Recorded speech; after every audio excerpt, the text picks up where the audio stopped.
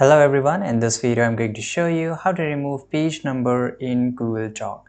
Right, so this is very easy and this is my Google Doc here, and basically this is a page number right in the top, but I'm not able to edit it. So what you have to do, this is a footer section. Same way, if it is in below section, then you can also use this is called, basically this is called header, the top one, and the below one is called footer. And you won't be able to edit, because to edit it you have to double tap on it. So once you double tap on it, as you can see here, you will see a new option which is called header. And here just take your mouse cursor to the behind of the number and click backspace in your keyboard. Right, in this way you can just delete it. Right, so this is how you can delete a page number.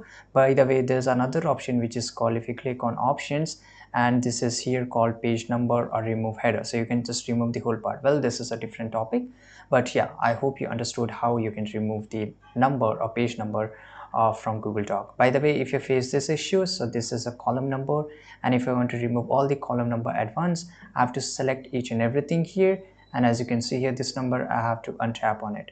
As you can see here, it has got removed. If I just go and tap on some bullet points, it will come up here, same way it goes in the number.